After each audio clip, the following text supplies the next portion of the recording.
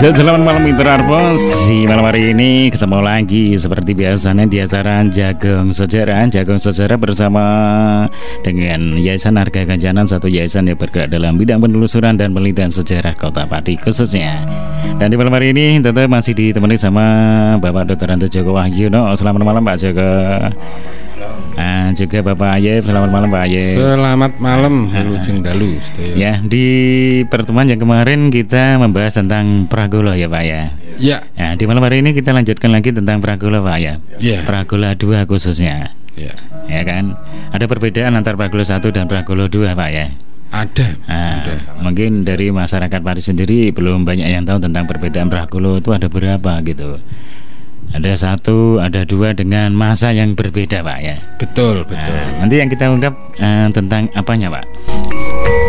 Ini kita bahas masalah selain dia mengidentifikasi siapakah Pragolo itu yang ya. disebut Pragolo itu juga membahas tentang masa akhir Pragolo, bagaimana dia itu kematiannya itu.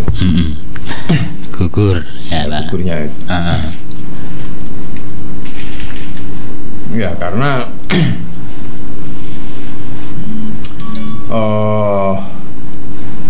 ada yang meragukan, ada yang mempertanyakan tentang kematian Pragolo kedua ini, yaitu yang ditulis oleh De Graaf, Dr. Haji De Graaf, itu seorang peneliti sejarah. Itu dalam bukunya Puncak Kekuasaan Mataram, yaitu di masa Sultan Agung. Tampaknya De Graaf itu mengambil dari tulisannya Raden Ronggo Janur dalam serat De Graaf itu ya. Bahwa di situ dituliskan oleh Ronggo Janur ketika Pragolo itu bertarung menghadapi Nayadharma, seorang salah seorang abdinya Sultan Agung, sebagai abdi pengawal mungkin Pak. Nah, di situ ketika Pragolo itu mengamuk ya dalam peperangan itu, sehingga sampai di hadapan bisa mendekati posisi Sultan Agung, kemudian oleh Nayadharma sebagai abdinya dia mohon izin untuk menghadapi Pragolo itu dengan meminjam tombak Kiai Baru, pusakanya Sultan Agung. Kiai Baru Pak ya. Diizinkan oleh Sultan Agung untuk menghadapinya. Nah, dalam peperangan itu Pragolo ini ditulis dalam serat Purwodadi itu bahwa terluka ringan di sebelah kiri. Terluka ringan Pak ya. Terluka ringan. Nah, kemudian Pragolo sempat lari dengan kudanya untuk ya sekedar merawat lukanya. Dia lari ke arah Sani. Nah, sampai di Sani kudanya itu berhenti, mati. Kudanya yang mati Pak. Udah mati, nah dia jatuh dan tewas. Oh gitu. Nah itu yang ditulis dalam surat Purwodadi seperti itu. Nah, terus setelah itu beberapa prajurit Mataram melapor bahwa Pragolo sudah mati dan mereka berebut, saling mengakui bahwa saya yang membunuh gitu oleh Sultan Agung. Kemudian dia periksa tombaknya yang tadi dipinjam oleh Nayadharma.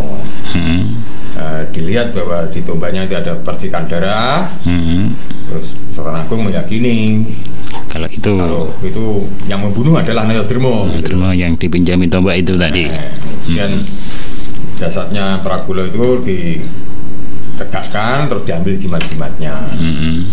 Kemudian ya itu beritakan meninggal di sana. Diberitakan tinggal di sini. Dalam babat Jawa, Ya. itu cuman ditulis bahwa ya Pragolo menghadapi Noyodermo, kemudian ditombak di lambung kirinya, kemudian mati gitu.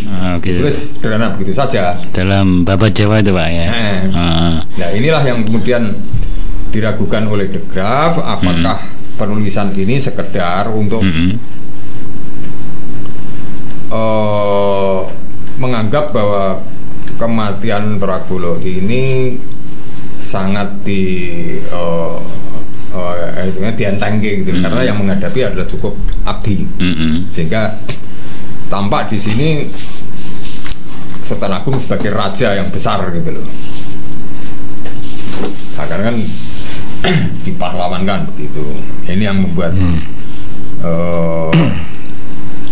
De Graaf ragu. Ini perbandingannya kan sama dengan kematian Penangsang yang dihadapi oleh Sutowijoyo yang masa itu ketika itu masih remaja, yang bisa membuat usus Penangsang itu brodol. Ya, cerita semacam itu yang diragukan oleh De Graaf. Nah ini kan menjadikan pertanyaan,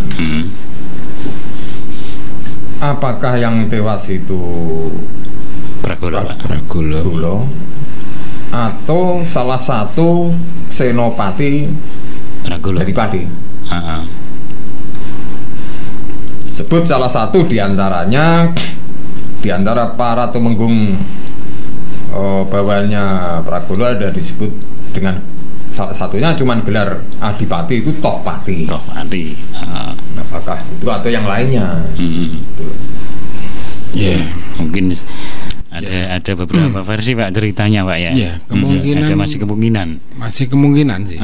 Ya, kalau Tohpati disebut sebagai Adipati Kulonanggil, atau mungkin salah ketik dijadikan Kutonanggil sebetulnya. Kulonanggil Pak, karo Kulonanggil. Ya, inilah yang mungkin terbunuh pada saat itu.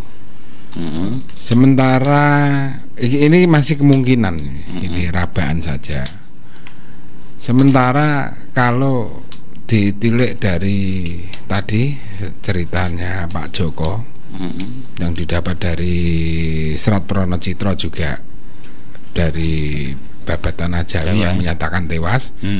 Kemudian yang di Serat Pronocitro itu hanya terluka sedikit, namun mati. Ya bisa jadi sih. Ada perbedaan Pak. Ya.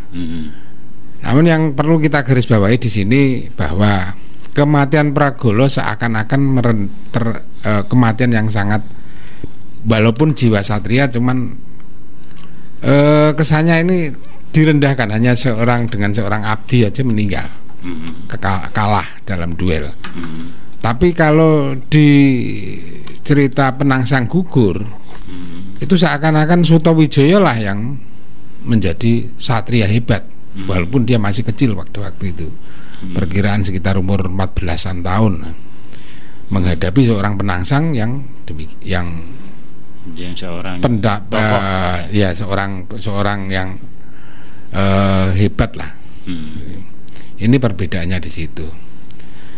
Lalu berbicara tentang Pragolo ini Mas, yang sangat menarik begini. Sampai sekarang itu masyarakat masih bingung antara peperangan Jayakusumo yang di Tengere, kalau kita sebut dalam catatan sejarah ya dianggap Pragolo 1 dengan Pragolo. Jadi kalau saya lebih gampang menyebut Jayakusumo dan Pragolo. Jadi kelihatan kalau Pragolo ini terjadi di tahun 1627, tetapi kalau di Jayakusumo itu di 1600 dan 1601 kemudian Senopati juga tewas. Tapi Jayakusumo disebut dalam Babatan Ajawi kalau nggak salah ya Pak Joko ya. Babat Pati. Nama Jayakusumo ya. Dalam Babat Pati. Jawa menyebutnya Pragolo semua. Nah, yang Pragolo 1 ini di dalam Babatan Ajawi entah berantah artinya tidak diketahui nasibnya, hidup atau mati. Yang pertama juga. Yang Pragolo yang pertama di tahun 1600 itu, Pak. Di peperangan Sultan Agung dengan Pragolo kedua yang di tahun 1627 itu jelas tercatat begitu. Namun banyak contohnya De Graaf sendiri mungkin meragukan tentang kematian tersebut. Nah, inilah yang menjadi tandanya apakah mungkin Pragolo masih dalam keadaan hidup, cuman terluka, kemudian tiba di Mataram, ditawan di Mataram, atau dieksekusi di sana, kita juga belum tahu. Karena kita sangat minim untuk referensinya, Pak, ya. Ya, referensinya sangat minim sekali. Sehingga timbullah beberapa kecurigaan ya. Artinya karena sejarah adalah Pak sang penguasa yang berwenang untuk menulis sejarah, dan diakui sebagai keabsahan adalah sejarah yang ditulis oleh penguasa. Itu lumrah lah, lumrah. Maka dari itu saya mencurigai apakah kemungkinan Pragolo ini kemudian bertahta di tempat yang lain, ditempatkan menjadi adipati atau ditempatkan menjadi, terus muncullah cerita tentang Depok ya Pak Joko ya, yang berkaitan dengan Pembayun, walaupun ini masih kita hubung-hubungkan ya. Terus kemudian Bodronolo, karena kalau di Bodronolo itu jelas pengangkatan Bodronolo sebagai senopati di Panjer itu angka tahunnya hampir mirip Pak Joko. Kalau nggak salah di 1627 keterangan Panjer ya. Wong Pati kan orang ngerti Bodronolo gitu. Ya, Bodronolo tahu, Pak. Ini kan harus kita harus masih jauh untuk menelusur. Iya. Gini. Jadi kan kita belum, itu masalah identifikasi tokoh. Iya. Nah, kita coba ini dari ya tadi. Masalah kematiannya itu. Masalah kematian, Pak. Artinya bahwa Pragolo itu tidak pernah berhadapan langsung dengan Sultan Agung. Begitu juga Joyokusumo tidak pernah langsung berhadapan dengan Panembahan Senopati. Yang dihadapi Panembahan Senopati Joyokusumo itu Mas Jolang putranya. Artinya para dipati-pati yang dikatakan berontak itu tidak pernah langsung berhadapan dengan penguasa Mataram. Meskipun keduanya itu juga tumbang dan Pati akhirnya ya dikuasai oleh Mataram. Nah, dan kalau menilik ya ini yang ada hari keramat yang disakralkan oleh orang Pati tentang Jumat Wage. Itu sakral, Pak. Ya. Lagi orang Pati karena dikaitkan dengan bedahnya Pati gitu, Pak. Nah, dalam cerita seperti itu. Ini bedahnya Pati oleh anggapan masyarakat Pati. Ini kejatuhan Pati di bawah siapa? Nah, itu yang belum jelas, Pak. Kalau dikatakan itu Jumat Wage, ya. Iya. Dan ini saya teringat waktu kemarin itu Alman juga sering mengadakan acara Jumat Wagenan atau apa gitu di kabupaten. Itu menganggap Jumat Wagenan itu jatuhnya Pati di masa Joyokusumo. Gitu. Atau Pragolo I yang ketika itu Pati ngeluruk Mataram, perangnya di Prambanan. Padahal Pasaran itu belum ada ya. Iya, kalau munculnya hari Pasaran itu kan ketika eranya Sultan Agung. Gitu, bikin penanggalan Jawa. Ada gitu. Pasaran itu 5 hari Pasaran. Nah, ternyata bahwa Jumat Wage itu adalah hari jatuhnya Pati di bawah Pragolo II. Tepat Jumat Wage 4 Oktober 1627. Jatuhnya Pati iya, tapi apakah jatuhnya Pati di masa itu juga disertai kematian Pragolo. Nah ini masih yang kita pertanyakan masalah. Masalah gini, kalau kita harus tahu dulu masalah Pragolo tadi ya. Ada disebut oleh Broto Diningrat, ini seorang penulis sejarah dari Keraton Surakarta, mengatakan bahwa Pragolo ini putranya Pangeran Puger yang bernama Gentol Kejuron. Ini Pangeran Puger yang pernah jadi Adipati Demak yang berontak terhadap adiknya sendiri yaitu Mas Julang. Yang kemudian dia diasingkan di Kudus. Makamnya di Demak Kudus sampai sekarang Pak ya. Nah, ibunya Pangeran Puger ini adalah Nyai Adisoro. Nyai Adisoro. Dia ini seorang abdi. Namanya Nyai Adisoro ya. Nah, dia itu abdi, maksudnya pelayan gitu lah. Yang kemudian diselir oleh Panembahan Senopati, terus menurunkan Gentol Kejuran, diberi gelar Pangeran Puger. Berarti paman Pragolo. Tepatnya begitu. Maaf, paman Puger. Paman Sultan Agung. Berarti itu ya pamannya Sultan Agung. Jadi gitu. Julang itu bukan, kan adiknya, bukan kakaknya ya. Meskipun permaisurinya Panembahan Senopati kan Waskita Jawi.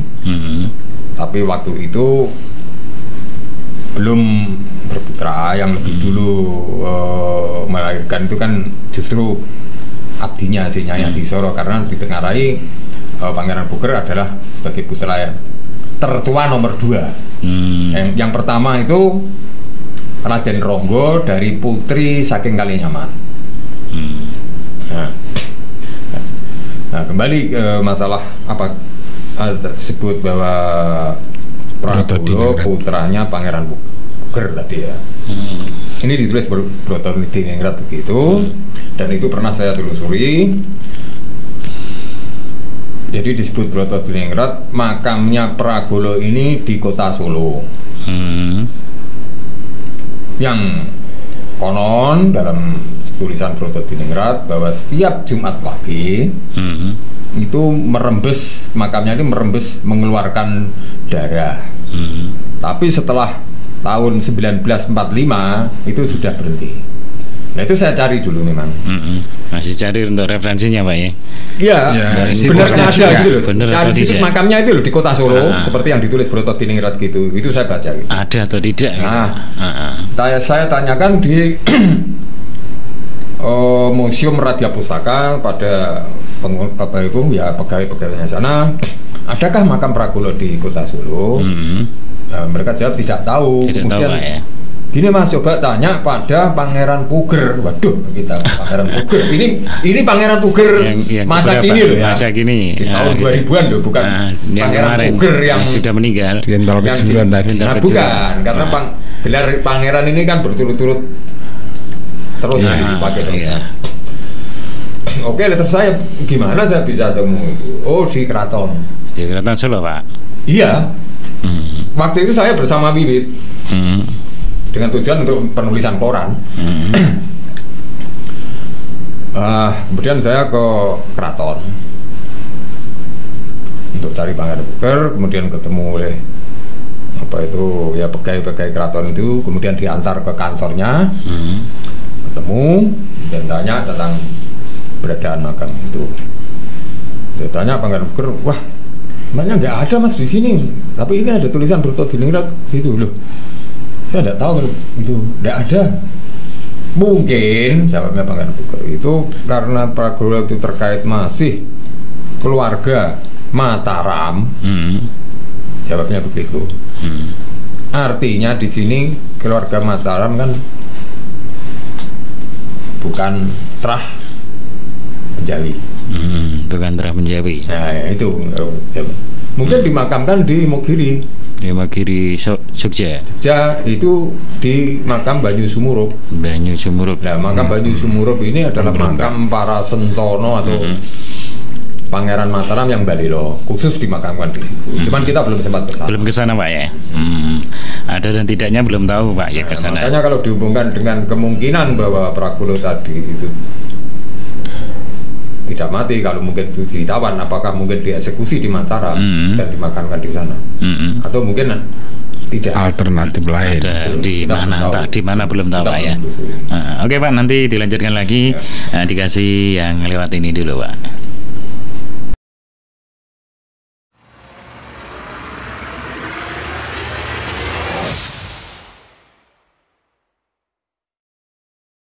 Lagi untuk jaga sejarahnya di malam hari ini, dan tadi masih kita bicarakan tentang kematian Pragula II Pak ya. Iya. Dan Pragula II tadi Pak Joko sudah menelusuri ke Solo tentang makamnya Pragula II. Iya. Ternyata masih kemungkinan ternyata nggak ditemukan di sana Pak ya. Tidak ada. Dan yang di Jogja ini yang belum kita ke sana Pak kita ya. belum ya ke makam Banyu Sumurup. Makam apa itu Pak? Itu makam khusus para sentono ataupun pangeran-pangeran atau bangsawan Mataram yang Balilo. Dimakamkan khusus di situ. Di situ disendirikan gitu Pak. Ya, cuman untuk masuk ke makam itu ya tidak sembarangan. Mesti ada izin khusus tertentu gitu loh. Gitu, ya, itu yang kita, apalagi kita ini orang padi. Kalau yang nelusuri itu dari terah pemberontak. Kan dulu Pak ya, kalau sekarang kan sudah. Tapi sampai sekarang pun masih di gawe gugon tuan ngono. Masih seperti itu. Pihak keraton ya, keraton itu masih tampaknya kultus itu masih kuat. Masih kuat Pak ya. Sampai hari ini. Jadi kita belum sampai menelusur ke Jogja ke makam Banyu Sumurup tadi ya. Jadi ini masih wacana ya. Masih wacana. Masih jadwal kita ke sana gitu Pak ya. Jangan jadikan pegangan gitu loh. Ada kata tidak ada di sana terus mau menelusur kemana lagi? Ya, itu ada kemungkinan lain. Ada kemungkinan lain Pak ya. Tapi ini harus kita ketahui dulu apakah benar bahwa seperti yang dinyatakan Broto Tiningrat, bahwa Prakulo itu putranya Puger, kan gitu Pak. Gitu ya. Masalahnya saya temukan suatu catatan. Ini dari catatannya Cokro Hadiwikromo, seorang penulis Pati di tahun 1900-an ya. Dia juru tulis Pati, Kabupaten Pati.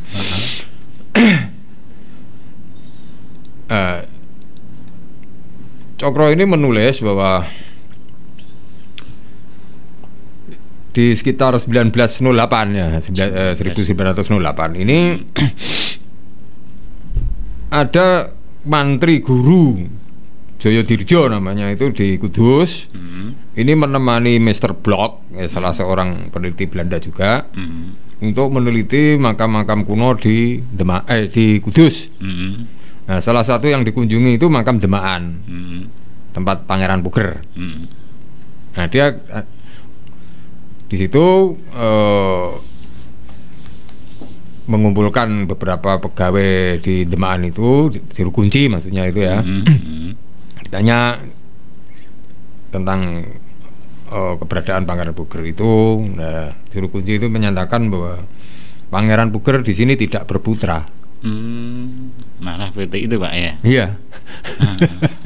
Nah, ini kan artinya bertentangan dengan apa yang ditulis Broto Tiningrat. Iya. Maksudnya apa Broto Tiningrat menulis ini putranya Puger?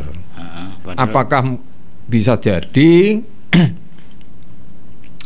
kalau Broto Tiningrat menyatakan itu Prakulo putranya Puger, sementara dari pihak juru kunci makam Puger menyatakan tidak berputra.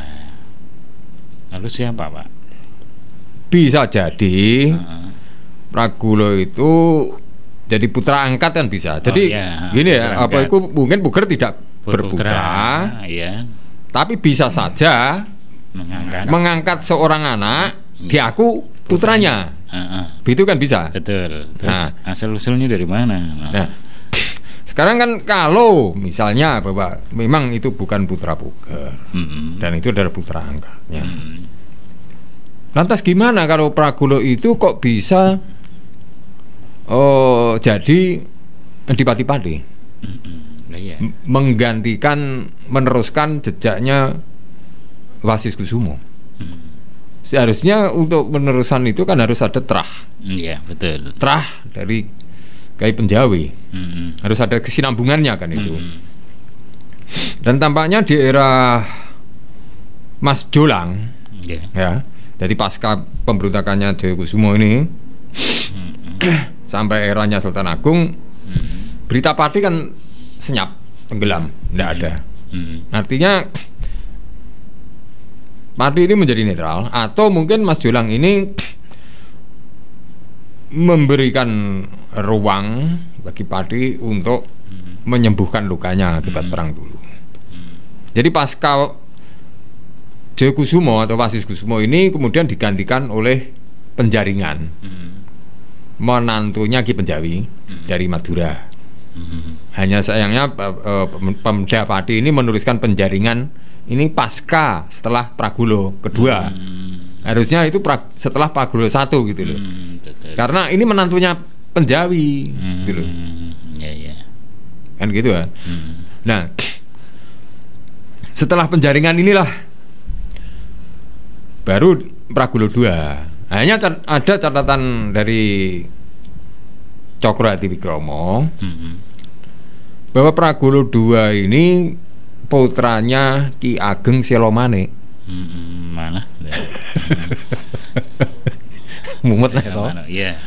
Ki Selomane ini putranya Pragulo 1, yaitu putranya Jayakusumo. Nah, disebut bahwa Ki Ageng Selomane ing Bagelen. Tulisannya Cokro begitu. Loh kok di Bagelen? Tapi dia punya putra yang menjadi Pragulo 2. Nah, tentunya kita cari kan keberadaan Selomane yang di Bagelen. Bagelen sekarang itu ya wilayahnya ya antara Banjarnegara, Kebumen, Kutoarjo, Purworejo, atau Wonosobo, Temanggung, ya wilayah itulah. Wilayah itu, Pak. Memang ada disebut makam yang disebut Kyai Gusti Selomane di wilayah tempat itu memang ada. Cuman kita belum sempat lulus, belum sampai ke sana. Belum sampai ke sana, Pak. Ya. Belum. Dan yang aneh juga di wilayah termasuk Bagelen atau wilayah Banjarnegara itu juga ada Ki Ageng Selomane. Makam selain Ki Ageng, Kiai di sana disebut Kyai Gusti Selomane. Apakah ini sama dengan Ki Ageng Selomane tadi? Nah, di Banjarnegara di Mandiraja itu ada makamnya Kyai Penjawi yang disebut Ki Ageng Kedung Lumbu. Di Banjarnegara, Pak. Ya. Dengan nama Rumpak Boyo. Misalnya itu. Jadi apakah ada kaitannya gitu? Sementara Bupati Kutoarjo ini putranya Jayakusumo. Jadi ada kecenderungan bahwa pasca Pati jatuh, baik dari Pragulo 1 kedua itu banyak pelarian bangsawan Pati ke wilayah itu. Cuman orang kan banyak beranalogi bahwa Gunung Pati lah tempat pelariannya Jayakusumo. Nah, ini harus kita kejar lagi. Siapa yang di Gunung Pati, siapa yang di wilayah masih ke barat lagi, Pak. Ya. Dan lagi, nah ini memang bersambung ke berita dari Depok, Jakarta. Ini tentang keberadaan Pembayun. Nama Pembayun, Pak. Nyai Pembayun. Istrinya Mangir. Nyai Pembayun putranya Panembahan Senopati dari Permaisuri Waskito Jawi. Artinya Pembayun ini cucunya Penjawi. Cucunya Penjawi. Itu kalau berita Depok mengatakan bahwa ketika pasca kematian Mangir dibunuh oleh pihak Mataram oleh Senopati itu, dilarikan oleh Ki Penjawi ke Pati. Dalam kondisi hamil. Dibawa ke Pati. Ini berita dari Depok deh. Dari Depok. Melahirkan putra Mangir di Pati. Nah, pertanyaannya sekarang, apakah keturunan Pembayun ini yang meneruskan tahta di Pati? Karena punya terah gitu, Pak. Iya. Iya, terah Penjawi. Apakah bisa dianggap bahwa Pragulo itu adalah putra dari Pembayun Trah Mangir? Nah itu yang harus kita telusuri lebih lanjut. Masalahnya ada juga disebut keturunan Mangir dari Pebayun ini yang disebut Bodronolo. Ini menjadi Bupati Panjer. Panjer itu sekarang Kebumen. Dan anehnya Bodronolo ini juga menjadi senopatinya Mataram di bawah Sultan Agung. Dan ketika diangkat menjadi Adipati Panjer, angkat tahunnya persis sama dengan angkat tahunnya Pragulo di 1627. Dan diceritakan menurut tutur Panjer, Bodronolo ini ditugaskan untuk melindungi lumbung pangan bagi prajurit Mataram yang untuk menyerang Batavia. Yang kemudian lumbung pangan itu juga diserbu oleh VOC, tapi bisa dipertahankan oleh Bodronolo. Oleh pihak Pemda Kebumen, Bodronolo ini kemudian diangkat sebagai pahlawan nasional Kebumen. Sebagai titik balik, titik balik berdirinya Kebumen. Nah, Kebumen.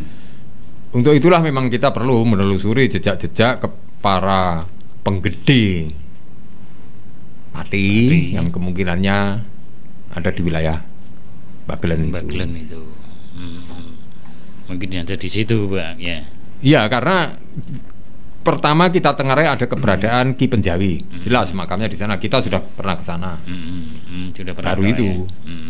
Selebihnya ada jejak putra Mbah Wasis menjadi Bupati Kutoarjo.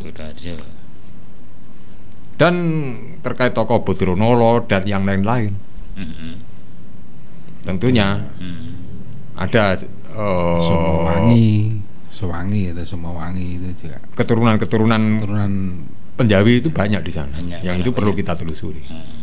Oke, Pak, sebelum dilanjut lagi kita kasih yang lewat ini dulu, Pak.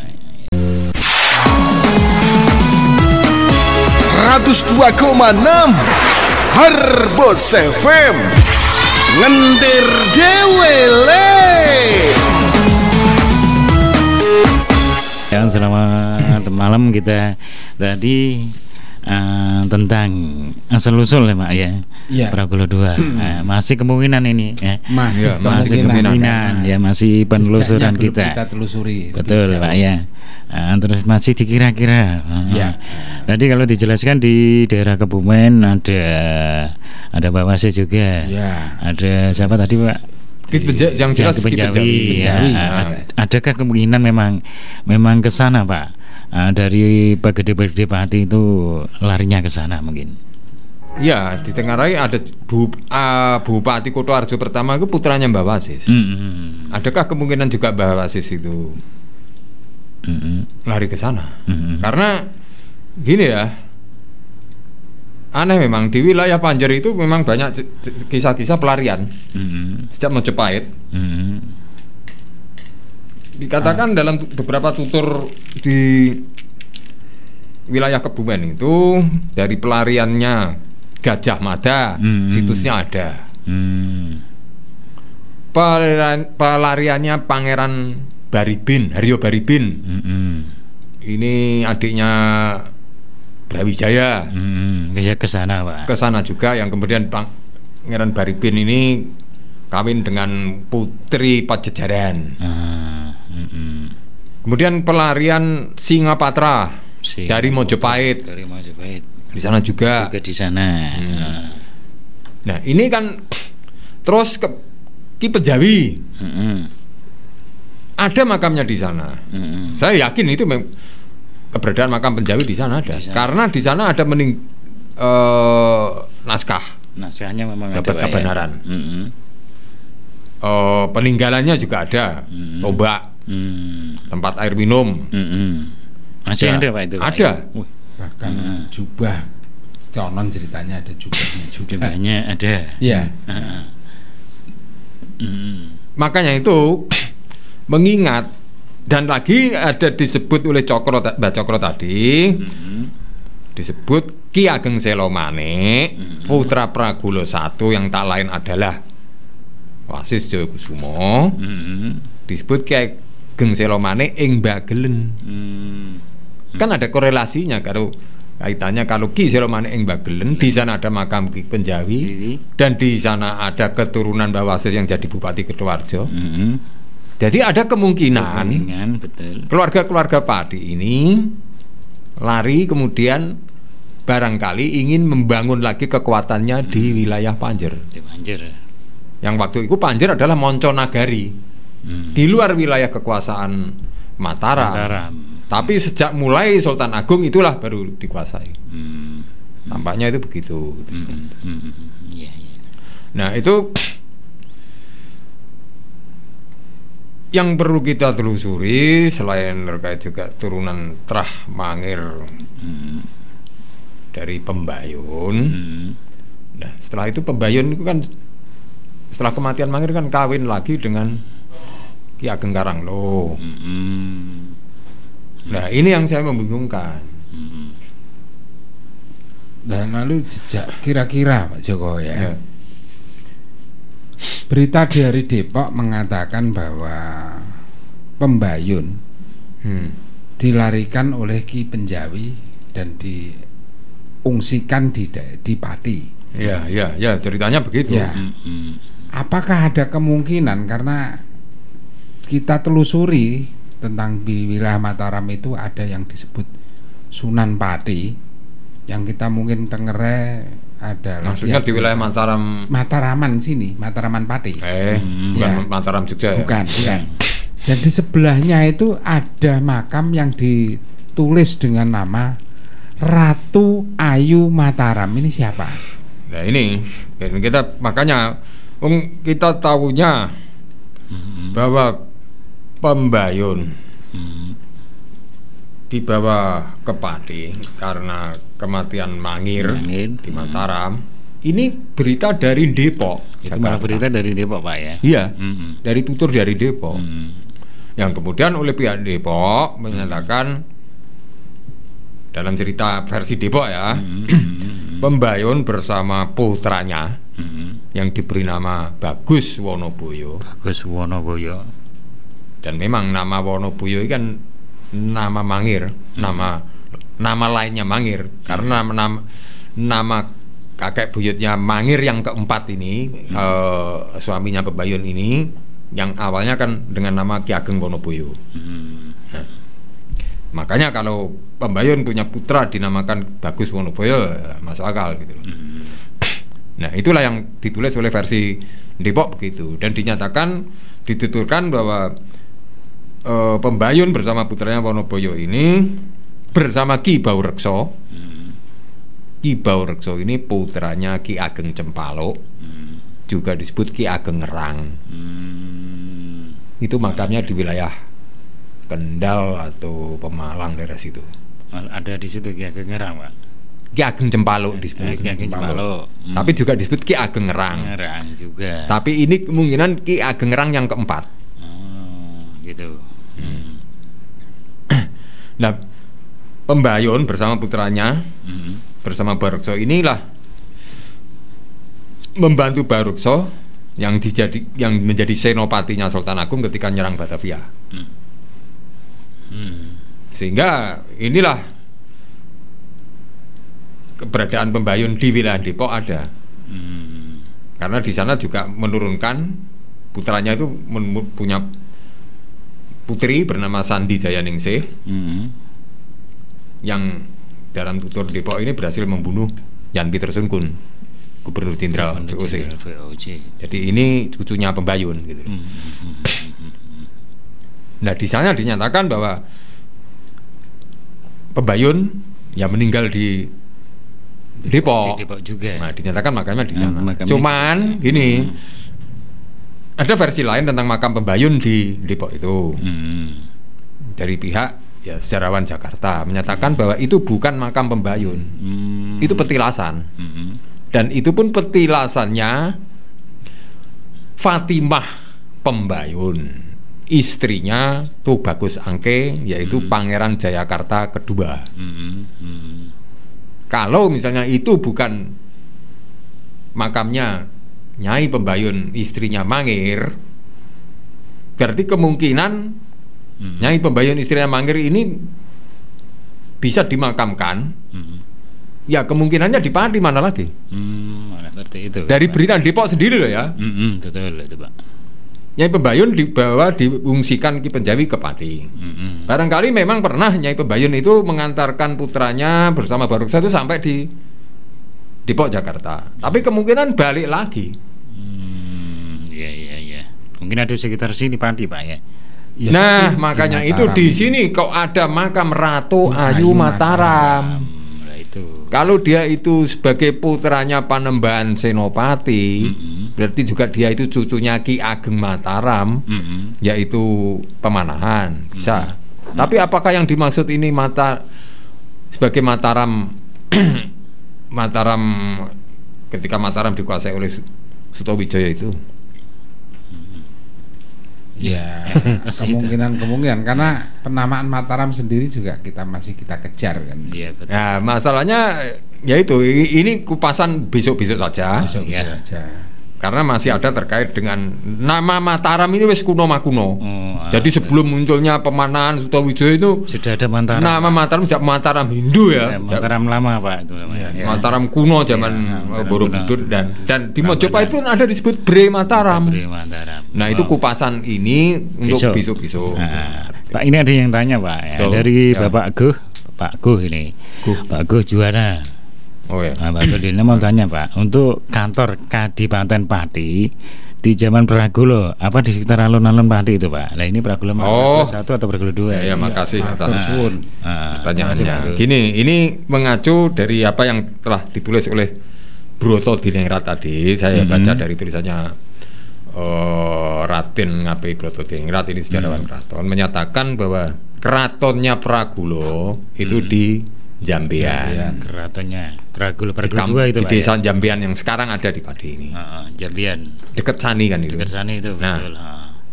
Nah, memang kita belum menemukan jejak situs Tetap puing-puing, artefaknya atau puing. Memang sampai sekarang kita tidak menemukan. Bukan, tapi ada referensinya, catatan seperti itu Pak ya. Nah, ada catatan. Nah, cuman kita menduga-duga ya, bu salah bu bener. Nah, ini melihat kebiasaan modusnya Belanda atau VOC itu. Seperti yang di bekas keraton di Keraton Panjer di Kebumen maupun keraton yang bekas di Kediri. Selalu kemudian situs bekas keraton yang sudah hancur itu kemudian ditumpangi pabrik. Entah kalau yang di Kebumen itu pabrik kopra. Begitu juga di Kediri. Nah, di sini di wilayah Pati ada jejak-jejak pabrik gula. Di wilayah Sidokerto itu. Sidokerto itu Pak. Sidokerto ada. Itu kampungnya Sidokerto apa? Iya, Karangdowo. Karangdowo Sidokerto. Sidokerto. Maksudnya Sidokerto. Maksudnya Nah, di Sidokerto. SMP. Itu kan SMP itu kan. Iya, Itu kan SMP. biar ono bekas pabrik gula. Kan? Masih Betul, Pak, sampai betul. Saya sekarang. lihat itu masih ono bekas Terobongnya masih ada. Ya kan? Dan- Apakah kemudian di situ? Dan Jambean sekarang juga masuk salah satu dukuh di Sidokerto. Jambean masuk wilayah. Dukuh. Oh, salah satu dukuh Sidokerto. Jambian itu masuk Sidokerto Iya. Pak. Iya, betul. Dan berbatasan persis dengan Sani. Mm-mm. Maka kalau kita sering berkunjung ke yang diduga situs tentang Sani itu, Mm-mm. di sekitar itu kan masih masuk wilayah Sidokerto, sing diarani Cawah Candi itu. Sawah Sandi. Oh Itu iya, sudah betul. masuk Sidokerto itu masuk Iya. betul. Sani. Sebelahnya persis Sani. Sani, Itu betul. pepetan banget. Nah ya di sana kan ada juga jejak nama sawah Sawah Candi. Dan memang ada situs Candi. Semacam candi. betul itu. Mm-mm. Itu untuk memperkuat. ya mencurigakan itu memang. Nah, mungkin kemungkinannya di bawah Kemungkinan ada Pabrik di gula itu, pabrik Pak. gula yang sekarang Di menjadi situ. SMP 6. di belakangnya itu masih Pak. Mungkin. Ya, mungkin. masih ada terobongnya itu masih. Ya nanti. Ya, saya lihat masih ada Ya, cerobongnya. masih ada sampai Nanti sekarang. coba kita cari sejaknya. Nah, ya melihat cara-caranya Belanda menutup situs itu dibangun pabrik kan mungkin di situ. Iya. Termasuk kemungkinan Langse, pabrik gula Langse yang sudah musnah. Sudah musnah. Tinggal loji-lojinya itu. Barangkali itu ya bekas keraton Bekas kuno. keraton kuno. Padi. Pati entah itu di masa siapa. Gitu loh. Betul itu Pak.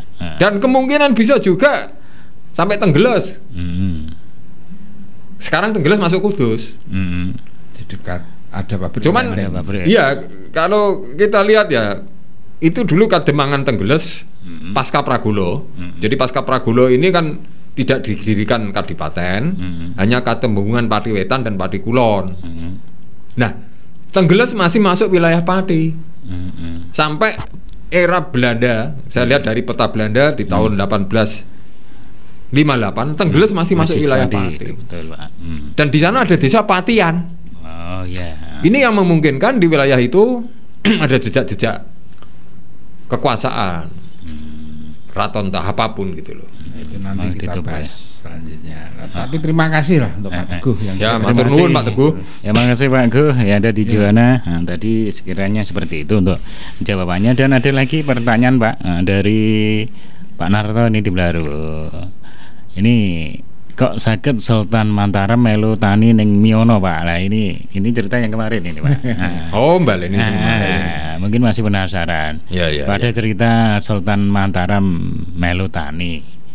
Nah, itu cerita Saridin. Cerita gitu. Saridin. Ya, oke deh. Kayaknya kemarin Sudah. Udah mungkin masih penasaran Pak Narto ini Pak. Oh, begini itu. Jadi dari tutur cerita Saridin, sebenarnya itu kan dari Serat Syekh Jangkung kan. Iya, dari Serat Syekh Jangkung. Dalam Serat Syekh Jangkung tidak ada tulisan Syekh, nama Saridin tidak ada. Syekh Jangkung itu dalam Serat Syekh Jangkung. Memang diceritakan Sultan Agung bersama pasukannya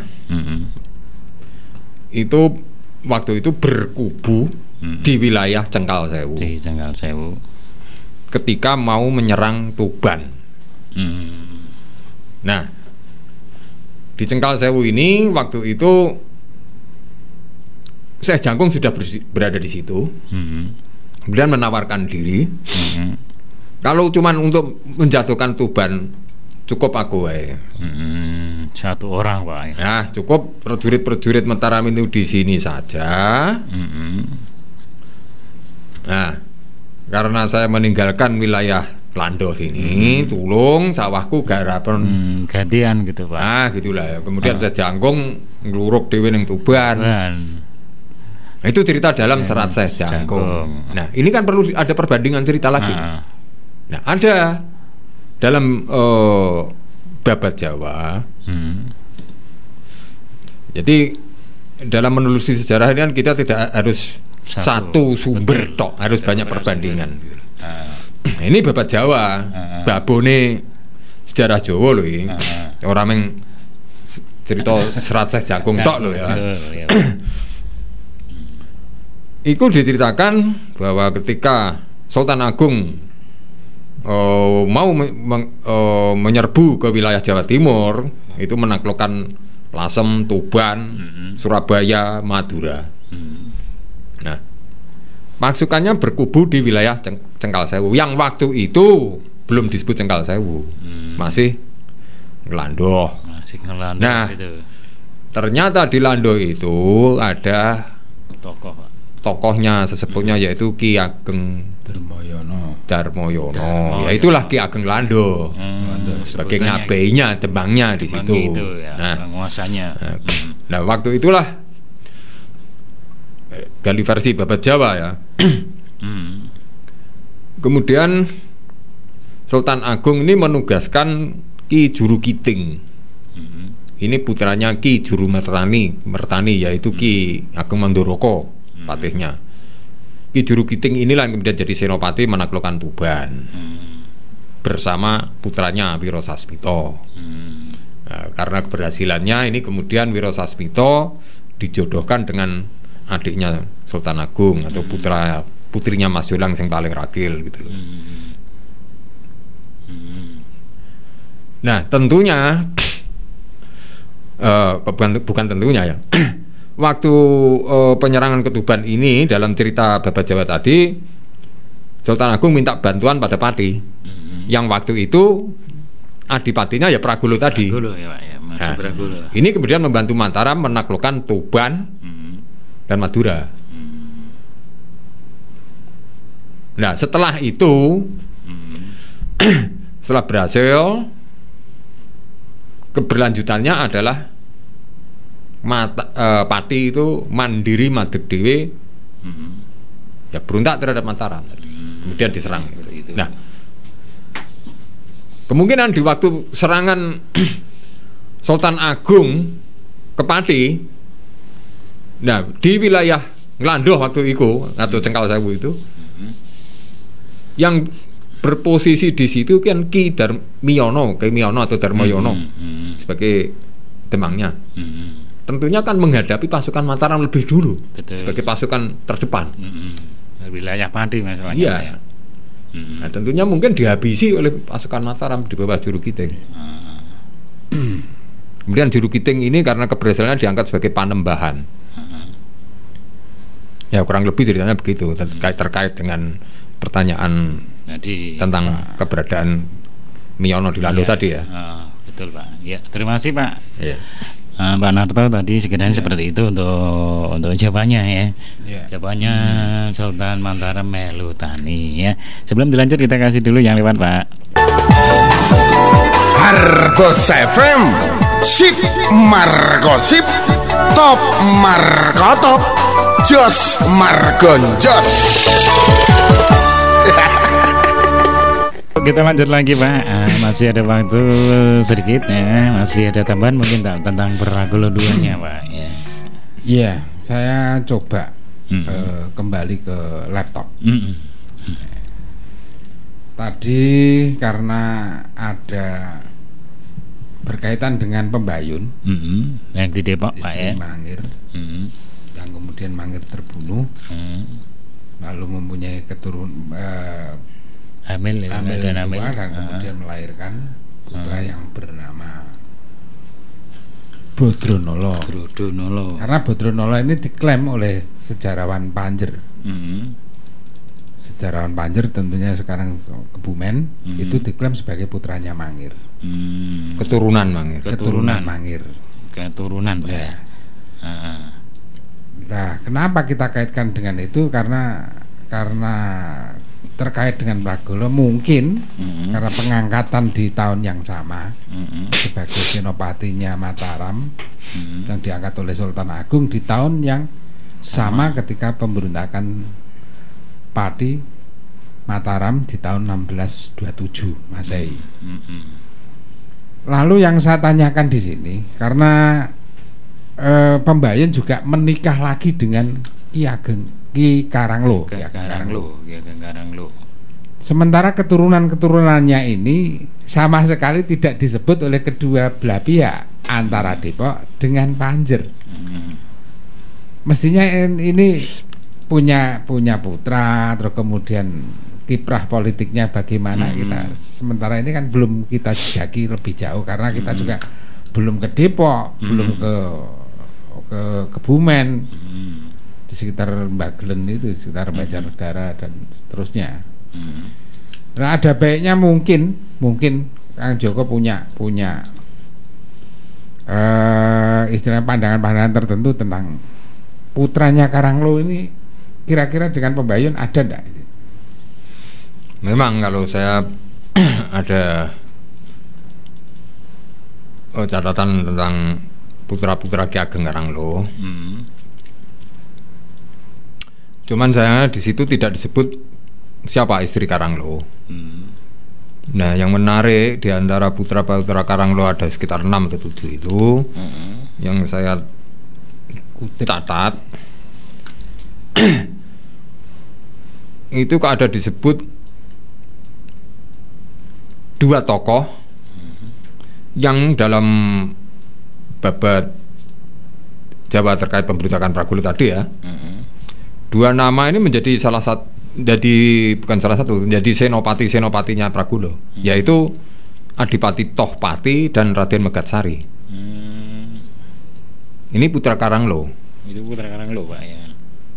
Nah, kalau kemudian diberitakan bahwa setelah kematian Mangir kemudian Nyai Pembayun ini digarwa oleh Karanglo, Ki Ageng Karanglo, apakah kedua senopati Megatsari dan Tohpati itu juga turunan Putir apa itu turunan Pembayun dengan Karanglo. Mungkinkah? Ya, nah kemudian yang diberitakan baik dari Depok maupun dari Panjer, dua pihak ini saling mengklaim. Yang di Depok pertama itu dengan nama yang disebut Ki Bagus Wonoboyo adalah putra Pembayun dari Mangir. Memang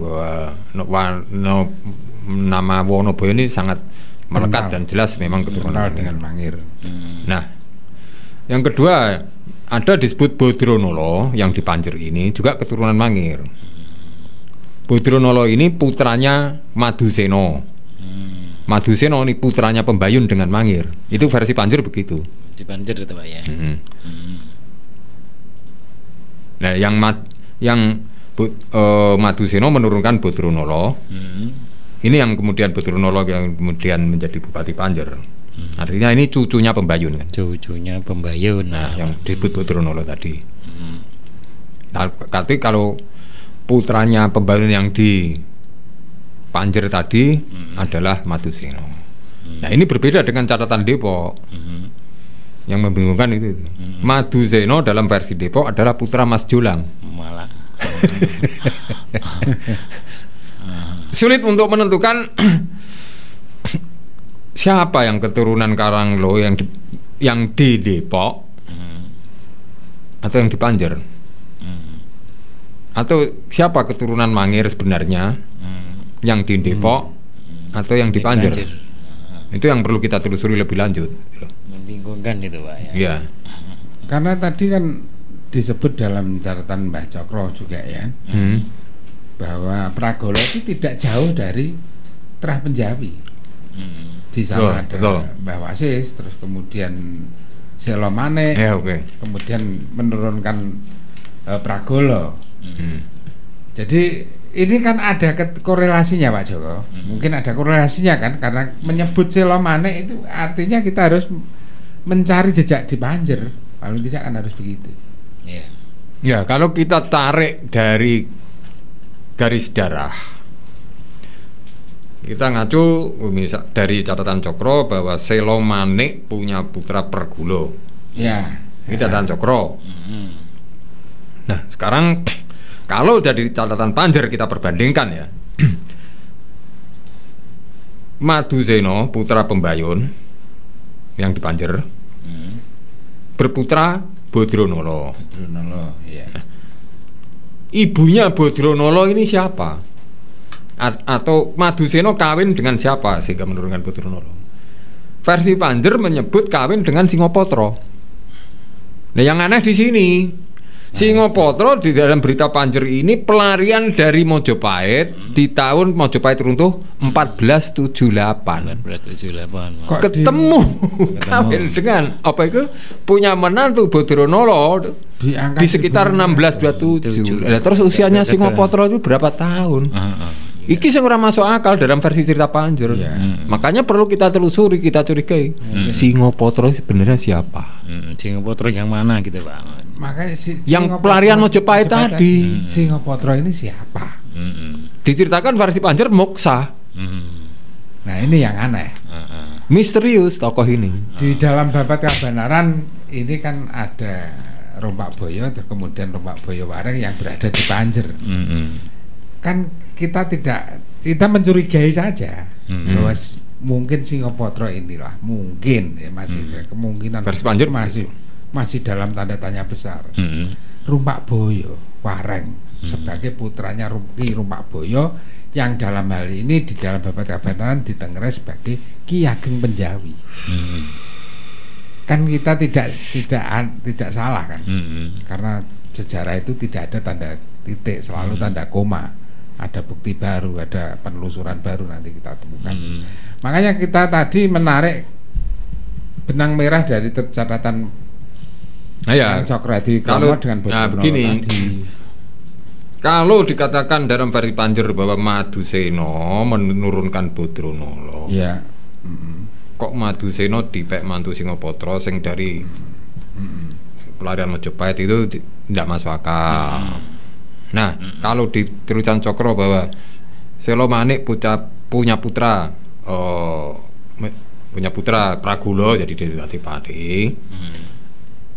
Apakah kemungkinan Maduseno ini menantu jadi menantunya Selomane kemudian menurunkan Budronolo. Selomane dalam catatan Cokro disebut putranya Pragulo I yang tidak lain adalah Jayakusumo. Oke Pak Joko, kita masih ada waktu? Masih 5 menit Pak. Iya, monggo dilanjut tentang lagi. Tadi penguraian tentang Maduseno, kemudian Budronolo tadi Pak Joko. Kita urai kembali, diperjelas. Jadi, ya tadi kira-kira kalau Selomane dalam versi catatan Cokro itu punya putra menjadi Adipati Pragulo dan Selomane adalah putranya Mbah Wasis atau Jayakusumo atau Pragulo I. Nah, kalau kita sinkronkan, kita cross check dengan data Panjer mengatakan bahwa Maduseno putranya Pembayun menurunkan Budronolo. Sementara yang versi Depok Maduseno adalah versi Depok kok Maduseno iku putranya Jolang. Nah, ini sing kewalik-walik ini. Nah, kita ketahui bahwa Pragulo ini kan istrinya Den Ajeng Tulak itu kan putranya Jolang. Ya. Adiknya Sultan Agung. Jadi masih sepupu. Nah, iya. Sepupu betul Pak. Nah, ini kebalik. Adik ipar. Barangkali yang versi Depok ini kebalik. Gitu loh. Iya. Jadi gini, kita analisa saja, meskipun ini belum pasti, bahwa Maduseno menjadi menantu Selomane, menurunkan Budronolo.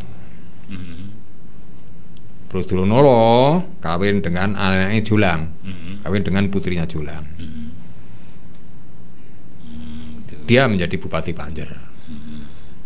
Itu Pak ini Pak. Mulek muter-muteran. Ya inilah ya memang ya Wong Pati memang sarangnya pemberontak maka sejarahnya ya diucar-acir. Ucar-acir ya. Yang kita sing ngeluh ini. Dan kita juga harus ke Panjer Pak untuk ya harus telusuri sana. Itu sudah bertahun-tahun kemarin saya pengen cita-cita ke sana sampai hari ini belum kesampaian. Ya, belum kesampaian gimana Pak? Ya dananya kan ya rono ya butuh sarapan barang kan tidak sehari 2 hari, ada beberapa titik masalah di sana.